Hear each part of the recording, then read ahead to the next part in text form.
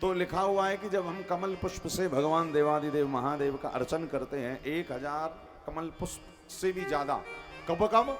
श्रावण की पूर्णिमा और वैशाख की पूर्णिमा पर। तो दारिद्र दोष, बहुत दिन से कोई काम पेंडिंग पड़ा हुआ, और तीसरा वास्तु दोष घर का समाप्त हो जाता है। तो भगवान देवादिदेव महादेव का 1000 कमल पुष्प लेकर भगवान नारायण अर्चन कर रहे थे। एक एक पुष्प उठाएं, ओम नमः शिवाय, ओम नमः शिवाय, ओम, ऐसे चढ़ाते जा रहे थे। तो भगवान शिव ने कहा चलो जरा आज नारायण हरि की परीक्षा ली जाए।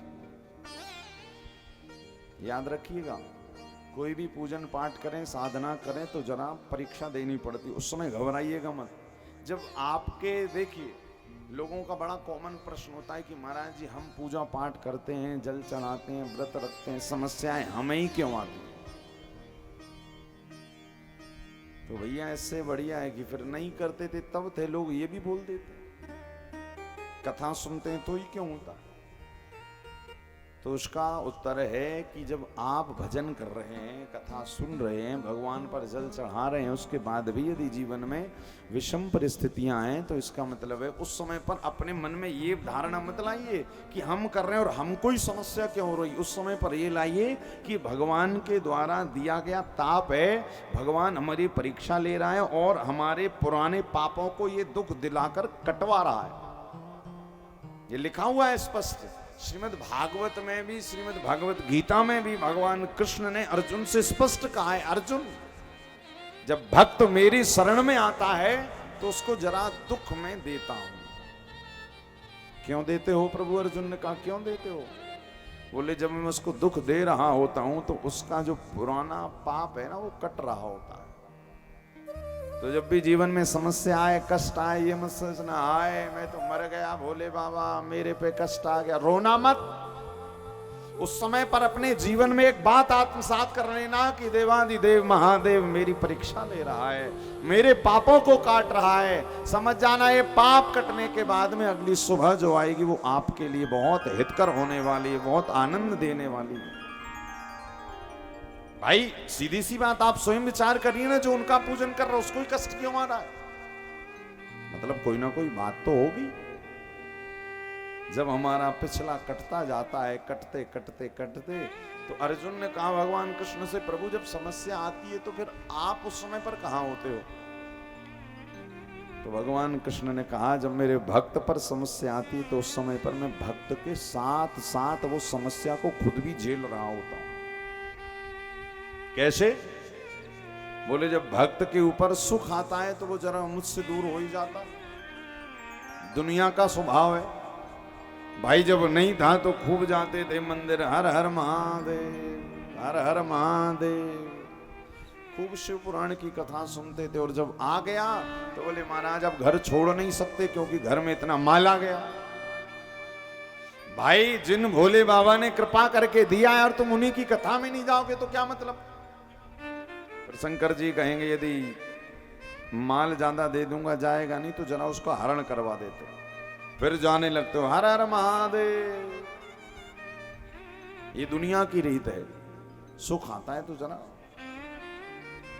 तो भगवान कृष्ण ने अर्जुन से कहा अर्जुन जब भक्त के ऊपर कष्ट आता है उस समय पर मैं उससे एक सेकंड के लिए भी दूर नहीं रहता। क्यों? ताकि कहीं उसका पतन ना हो जाए। तो कहा प्रभु उस समय आप रहते कहां हो? बोले उस समय पर भक्त के साथ में। तो बोले भक्त जब चलता है ना उस समय पर, तो भक्त के पीछे पीछे मैं कब चलता हूं? जब वो सुखी रहता है। किंतु जब भक्त के जीवन में दुख आता है तो उसके पीछे पीछे नहीं चलता, फिर तो मैं भक्त को अपनी गोद में उठाकर चलता हूं कि इसके जीवन का कष्ट केवल मेरे द्वारा ही हरण किया जा सके।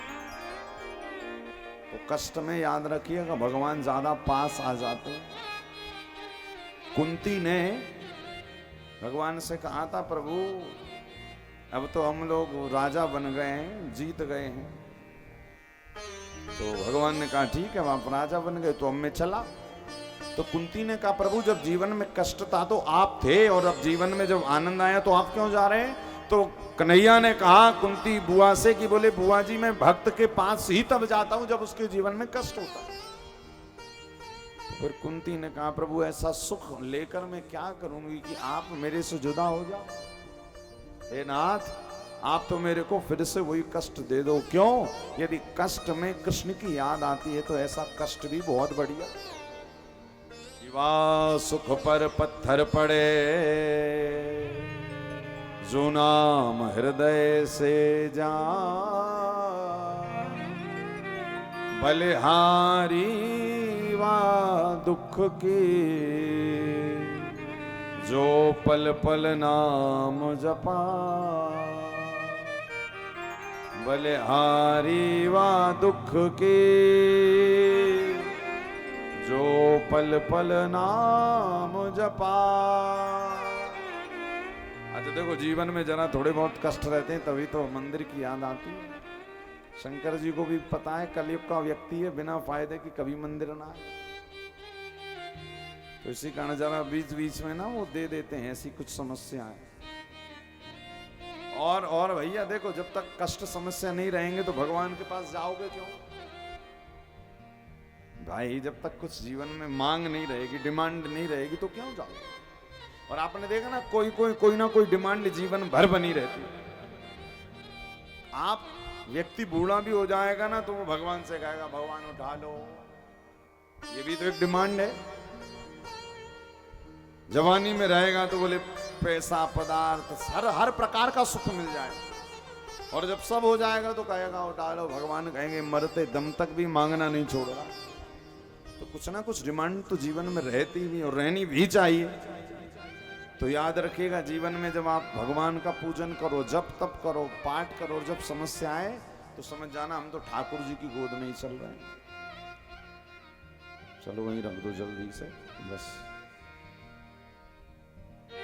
क्या?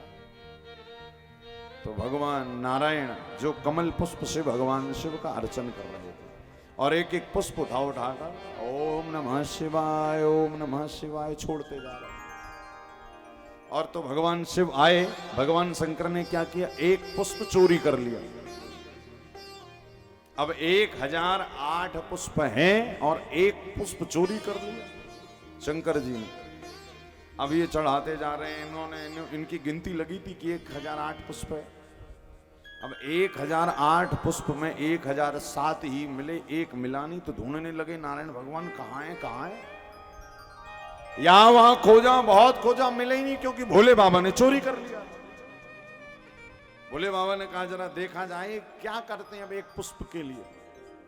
तो भगवान नारायण के मन में भाव आया। भगवान नारायण सोचने लगे कि दुनिया मुझे कहती है कमल नयन, क्या भगवान को क्या, नारायण भगवान को क्या कहती, कमल नयन। तो भगवान ने कहा एक पुष्प नहीं है तो क्या हुआ, आज ना सही मैं एक आंख ही भोले बाबा को चढ़ा दूं तो इसमें क्या बुराई। भाई लोगों ने मुझे कमल नयन कहा है, तो भगवान नारायण अपने आंख निकालने के लिए जैसे ही प्रयास करने लगे, तो भोले बाबा ने कहा अरे राम बताओ, इतने मेरे भक्त हैं, मेरे को इतना पूजते हैं। तो जैसे ही नारायण भगवान अपनी आंख निकालने के लिए बढ़े, क्योंकि कमल नयन नाम है, तो बोले आज मैं नयन को, अपने नेत्र को ही कमल बनाकर भोले बाबा पर चढ़ा दूंगा, जो एक पुष्प कम पड़ गया उसके बदले में। और जैसे ही अपना नेत्र निकाल रहे थे, वैसे ही एक शिवलिंग से भगवान देवादिदेव महादेव त्रिशूल लेकर प्रकट हो गए। भगवान देवादिदेव महादेव ने कहा प्रभु नारायण जय जयकार है आपकी। क्यों प्रभु? बोले दुनिया पुष्प चढ़ाती है, नहीं मिलता तो भूल जाती है, किंतु आप ऐसे भक्त हैं जो अपना नेत्र ही चढ़ाने लगे।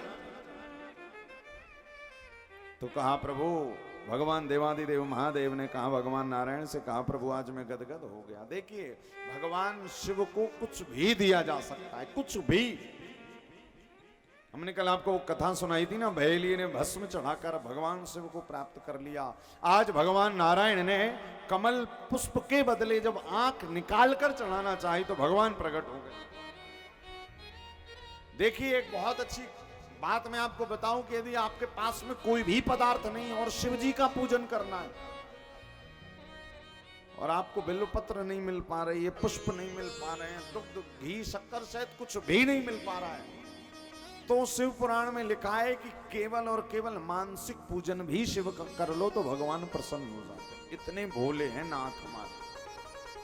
मानसिक आंख बंद करके उन पे जल चढ़ा दो। एक बहुत अच्छी कथा बताएं, स्वामी करपात्री जी महाराज